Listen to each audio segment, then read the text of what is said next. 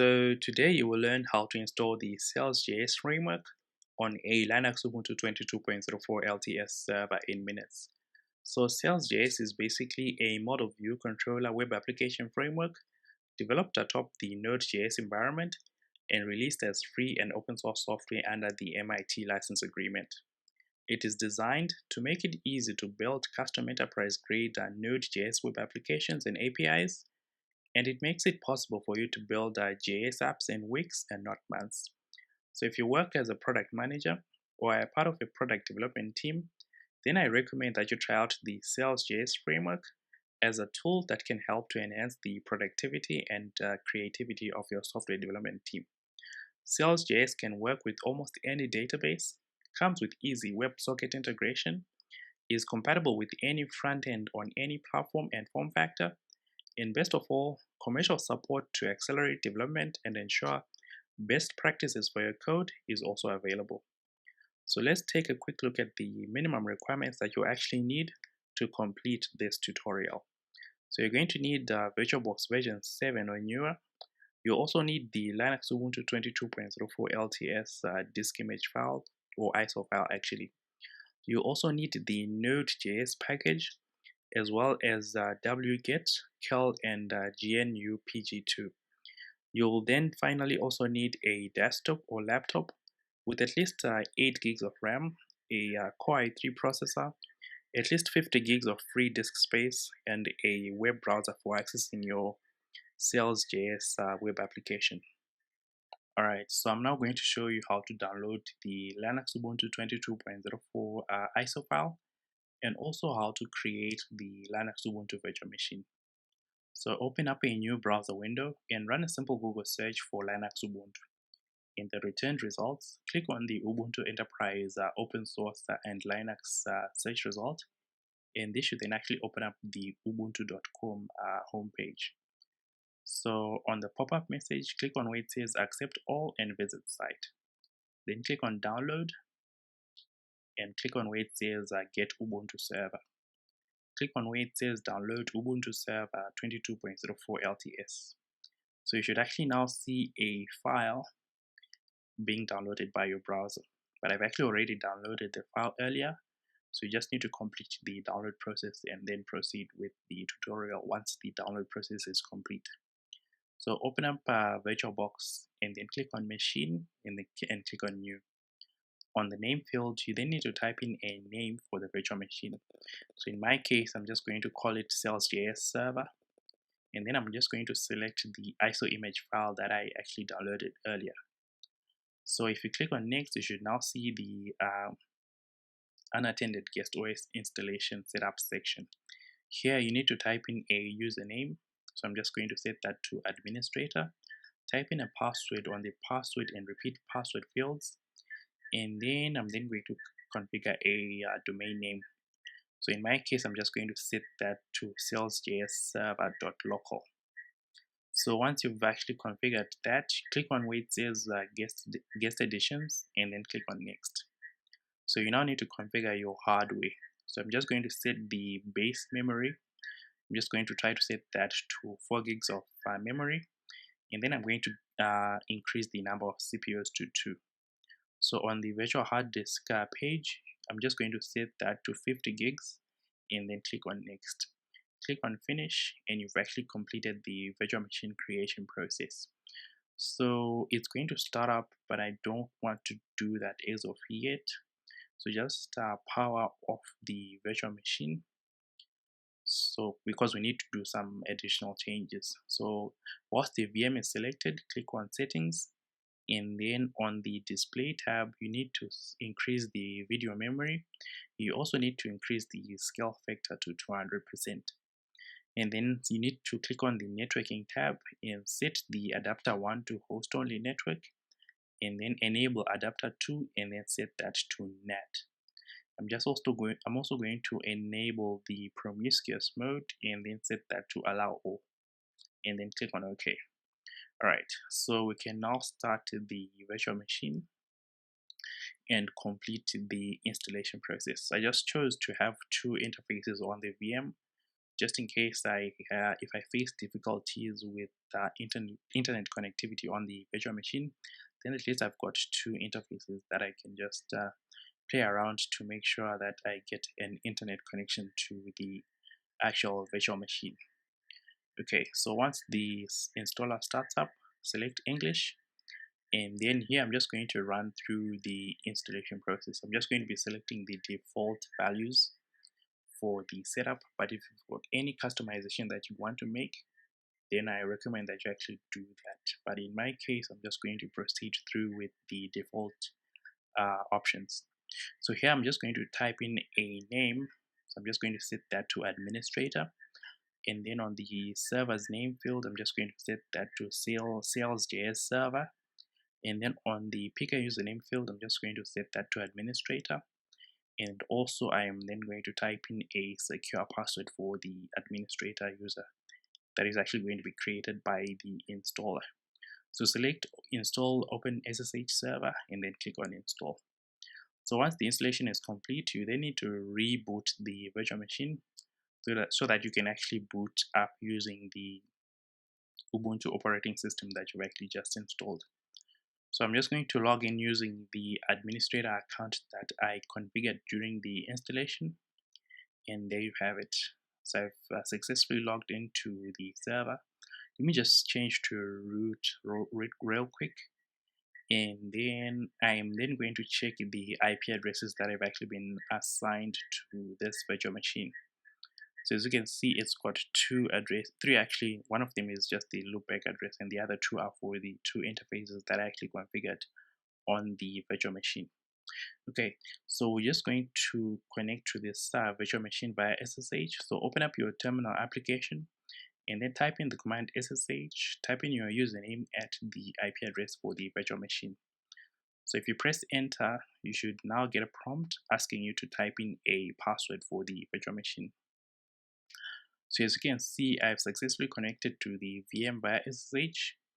And then if you just run the command sudo su, you should now be running as root and then type in the command apt update.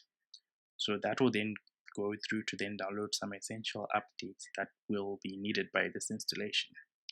So next, we're then going to install some dependencies for sails.js, the actual sails.js framework, and also we're going to create a systemd configuration file that will actually make sure that sails.js is actually always running. So I've got a document that I've prepared, and you can click on the link in the video description to also get access to this document. So first, as you can see, I'm actually going through the dependencies installation process. And once that's done, I'm then going to download the node.js repository to the Ubuntu server. So just copy and paste that command and press enter. So this should take about a minute or so, depending on the performance of your internet connection. So that's done. So next, I am then going to run a command. So let me just copy the command for installing the node.js package. So just paste that into your command prompt, and as you can see, we're now actually downloading the node.js package. Okay, so once that's done, let me just refer back to the document for the next step, which is to actually install the sails.js framework using npm. So this can take a bit of a while, so you need to be a bit patient, and it also depends on the performance of your internet connection. So once the download process is complete, you then need to then create an application. So the command you need to run is sails new, and then you then type in the name of your application. In my case, I'm just going to call that my first app. So I'm just going to choose option 2, which is actually to create an empty sails app that I can actually configure. But you can actually choose the web app option that actually creates an extensible project with authentication login as well as password recovery features. Okay, so I'm just going to change into my first app directory. So just type in cd and then type in the name of your application there. So once you've moved into that directory, you then need to issue the command sails lift. So that will then make your application active actually. So just type in that command or paste in that command, and as you can see, the application has successfully started up. So but unfortunately, you don't want to have to keep doing that whenever you want to start your application, but you always want to have sails.js running in the background. So we're now going to create a system configuration file. It's actually a service configuration file that I'm going to create to actually ensure this. So I'm just going to paste in that command, which will tell Ubuntu how to run the sails.js framework. So I'm just going to change the working directory for the service there, and then you then need to run the daemon reload command so that these changes that we've actually made will take effect. So you just copy and paste that command and press enter. And next, you then need to start the sails.js service that we've just created. So just copy and paste that command, and then you then need to enable this service so that every time the Ubuntu operating system restarts, then the sails.js service will also start. So it'll sort of like create a system symlink that will actually help with that. Okay, so let me just check the status of the service. So I'm just going to check, and it seems like it's actually failed to run. So I'm just going to recheck the sails.js configuration file that I created earlier. Okay, so let me just check through here. Okay, so let me just reopen the config file because I think I made a mistake somewhere. Okay, so it's on the working directory. So I need to make another change there to my first app. So it was just my app, so I need to change that to my first app. And then you then need to then try to start the service. But then it says unit file, yada yada yada. So okay, so I need to reload the daemon there. Okay, so I'm now just reloading the daemon, and then I'm then going to start the service again. Okay, all right, so if you run a status check, and as you can see, the service is actually now running. Okay, so the next thing that we're actually going to do is we're going to install Nginx, and we're actually going to configure Nginx to run as a reverse proxy server. Okay, so just copy and paste that command, which you actually download the Nginx web server. So this should take about a minute or so, depending on the performance of your internet connection. And once the download is complete, we're then going to create a configuration file that will actually set Nginx as the reverse proxy server for accessing the sails.js web application. So the reason why we're doing this is we don't want to have to every time specify the sails.js port, but we just want to access the sails.js application as you normally would any web-based application by just typing in the host name in the address bar. So I'm just going to copy through that command and then paste that into your terminal window. Okay, so that's the configuration that you need to paste in, and then you need to change the server name. So in my case, I'm going to change that to sailserver.local, which is just going to match up to the host name that we actually created earlier. So save the changes that you've made to this file, and then you then need to run a configuration test. So just type in Nginx and specify the t parameter, and as you can see, Nginx says the syntax is okay. So I'm going to then restart the Nginx service. So just copy and paste that command to restart the Nginx service so that the changes we've made will actually take effect. And then I'm just going to exit out of the terminal window, And I'm actually going to edit the host configuration file on my MacBook. So let me just type in my password for my MacBook and then run the command nano etc hosts.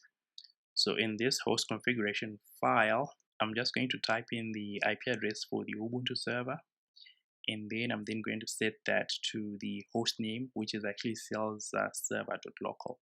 So if you type in sails.server.local in a web browser, it should then go through to 192.168.56.6. So essentially, we've just created an sort of like an A record within the local host configuration file for my MacBook. So open up a new browser window and go to sails.server.local, and this is the page that you're supposed to see. So if this is the page that you see, then you've successfully configured and installed the sails.js framework on a Linux Ubuntu 22.04 LTS server. So that's been it, guys. That's a quick look at how you can install the sails.js framework. I hope this tutorial has been informative, and I'd like to thank you for viewing.